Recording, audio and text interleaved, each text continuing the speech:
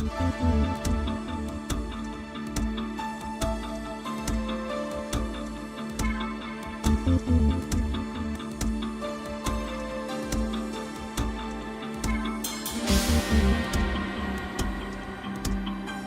Monsieur Duboc, donc merci beaucoup d'avoir accepté d'être interviewé pour la revue Cordiam.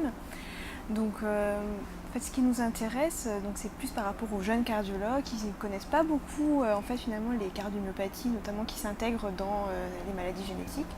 Donc vous êtes en fait un expert, donc en fait on voudrait déjà savoir un peu comment vous avez construit votre carrière, comment vous êtes venu en fait vous êtes intéressé à ces maladies et à leurs atteintes cardiaques, notamment par exemple les maladies mitochondriales. Merci Caroline d'avoir m'interviewé, je suis très sensible. C'est le hasard et c'était aussi au départ, vous savez, j'étais un jeune cardiologue et en fait j'avais été très impressionné par la mort de patients assez jeunes atteints de dysfonction ventriculaire gauche primitive. C'était ceux qu'on mettait au fond dans les services et dans les chambres terminales parce que c'était des trucs assez dramatiques. Il n'y avait pas les IEC à l'époque, il n'y avait pas tout ça, mais c'était vraiment les choses, autant pour le reste, on pouvait opérer la mitrale, faire des pontages, ça commençait, enfin, ce genre de choses, on avait l'impression d'être actif, mais là, pour les cardiomyopathies, c'était un champ qui paraissait ouvert et pour lequel il n'y avait rien de spécifique. Alors le problème, c'était comment aborder ça. Et il y a eu une sorte de révélateur, un article. Alors à l'époque, c'est dans le New England, mais puis on publiait des cas cliniques, ça se faisait encore, ça se fait plus maintenant. Et ce cas clinique, c'était A First Treatable Cause of Cardiomyopathy, c'était le déficit en carnitine. Depuis, ces choses ont bien changé et je me suis dit, pourquoi pas aborder le problème des maladies primitives du myocarde par l'intermédiaire du muscle squelettique qui commençait à être plus débrouillé sur le plan physiopathologique, moléculaire, alors que le cœur était bien loin derrière. Et c'est pour ça que je suis allé voir un directeur d'unité INSERM qui s'appelait Michel Fardot, qui était le grand spécialiste du muscle squelettique, et je lui ai dit voilà, je veux m'intéresser aux cardiomyopathies par le muscle squelettique. Et c'est comme ça que ça a commencé, et après ça a dévié sur les atteintes cardiaques des maladies musculaires, qui ont des spécificités aussi. Mais le départ, c'était essayer de comprendre les cardiomyopathies en analysant le muscle squelettique de patients atteints de cardiomyopathie. C'est une idée comme ça. Bon, d'autres l'avaient eu avant, hein, mais peut-être que je l'ai poussé un petit peu plus loin que les autres. Voilà le point de départ. Alors ce qui est très intéressant, c'est que je trouve qu'on a pu, depuis, montrer que par le muscle squelettique, on arrivait à comprendre la physiopathologie de maladies qu'on croyait purement cardiaques. Depuis la dysfonction ventriculaire gauche jusqu'à la mort subite. Puisque maintenant, dans le cadre des morts subites, vous connaissez tous les laminopathies ou les desminopathies. Et si on est arrivé à ces diagnostics en cardiologie, c'est par les travaux qu'on a menés au départ sur le muscle squelettique. Avec Katie Schwartz et son équipe, on a pu caractériser les mécanismes moléculaires de cette maladie qui était au départ musculaire et qui maintenant appartient au registre des cardiologues, puisqu'il y a des formes qui sont purement cardiaques. Et là, on retrouve exactement la même chose dans les mitochondriopathies, qui sont des maladies génétiques du métabolisme énergétique des mitochondries. Et on voit bien que dans les maladies myocardiques, il y a des dysfonctions peut-être acquises du métabolisme mitochondrial et que des thérapeutiques nouvelles, basées sur ce que l'on connaît des mitochondriopathies, sont en train d'émerger aussi dans le domaine cardiologique. D'accord. Merci beaucoup. C'était un peu long. Non, c'était très clair. Et alors, d'après vous, pourquoi est-ce que les jeunes cardiologues, justement, ne connaissent pas beaucoup ces cardiomyopathies ? Mais parce que ça ne fait pas partie de l'enseignement. Disons que on le fait après son clinica, quand on s'y intéresse spécifiquement.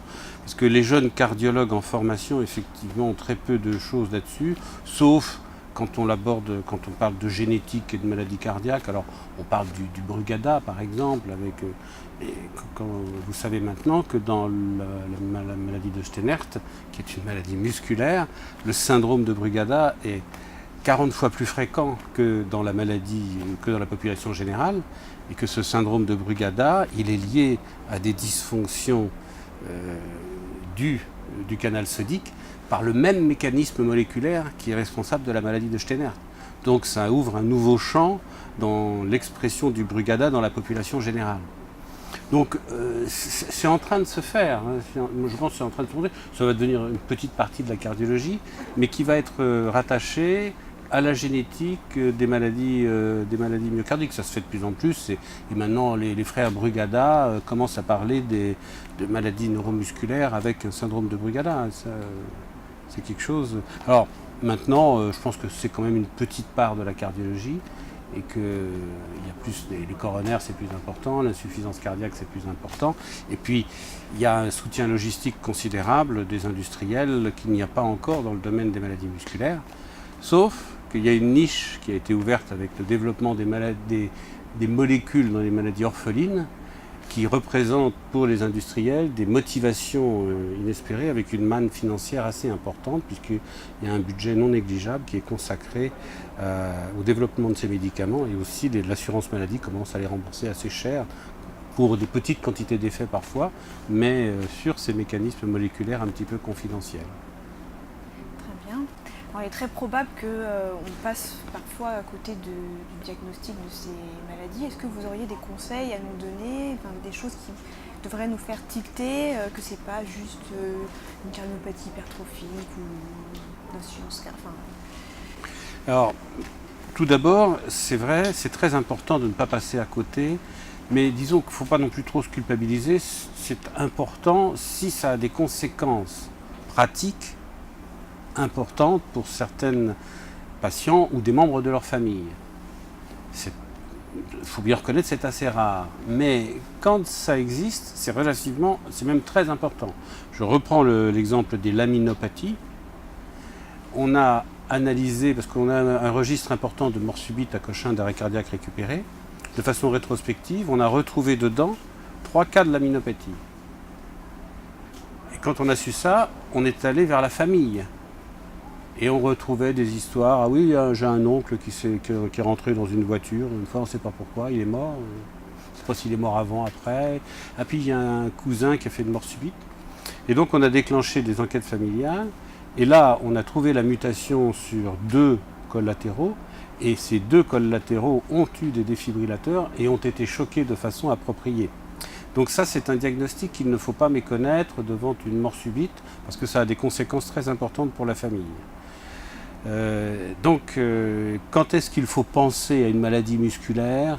Quand il y a des signes musculaires, quand il y a un contexte familial de mort subite ou d'implantation de stimulateurs cardiaques précoces. Ça aussi, c'est quelque chose que l'on voit fréquemment dans les laminopathies ou dans le Steinert. On retrouve « Ah ben oui, mon grand-oncle, il a eu un pacemaker, il avait 40 ans, on ne sait pas pourquoi. » Donc ce genre de choses, des enzymes musculaires élevées ou des douleurs musculaires, puis tout simplement un examen neurologique extrêmement simple. On demande aux gens de marcher sur la pointe des pieds, sur les talons, d'étendre leurs bras, de faire ça, et puis s'ils le font normalement, un cardiologue déjà peut sortir la tête haute en disant il n'y a pas grand chose, mais s'il y a des petites choses, il ne faut pas hésiter à référer à des gens qui s'intéressent à ça. Alors ils sont actuellement peu nombreux, mais le maillage est en train de se faire en France à cause des centres de pathologie, de référence de pathologie musculaire, où les cardiologues maintenant commencent à se former en maladies musculaires et en maladies neurologiques. Ils connaissent bien cela. Très bien. Alors on va terminer l'interview par une autre question pratique. Donc, vous êtes un cardiologue éminent dont la réputation ne nous est plus à faire. Qu'est-ce que vous aurez comme conseil, un conseil à donner justement aux jeunes cardiologues dans leur pratique quotidienne? Un conseil à donner, un conseil à donner aux jeunes cardiologues, c'est de connaître la médecine. C'est-à-dire que d'être un hyper spécialiste est très très bon dans son domaine, mais d'avoir aussi une idée transversale des patients, parce que de plus en plus la polypathologie est très importante, notamment avec le vieillissement de la population, et on sort tous les jours les études. Maintenant, vous savez, quand on discute dans les staffs, c'est on vous sort les evidence-based medicine, les études. Et quand vous regardez les patients qui sont dans les études, ce ne sont pas tous ceux que l'on voit en pratique. Ils sont souvent éliminés parce que les cancéreux, on n'en a pas. Celui qui a une insuffisance rénale sévère, on n'en a pas. Et or, ceux-là, on les voit. Donc il faut garder une vue transversale des patients et ne pas appliquer son raisonnement de l'evidence-based medicine qui vous dit qu'il faut mettre un DEF à un tel, il faut donner tel médicament à tel autre, parce qu'il faut tenir compte de la transversalité des choses. Et pour faire de l'evidence-based medicine, il faut avoir des patients homogènes, et c'est très bien, mais les patients homogènes ne sont pas forcément ceux qui sont en face de vous et qui vous demandent à vous de lui appliquer la médecine qui est non pas l'evidence-based medicine, mais l'individualized-based medicine sur mon cas à moi. Très bien. Merci beaucoup. C'était un plaisir.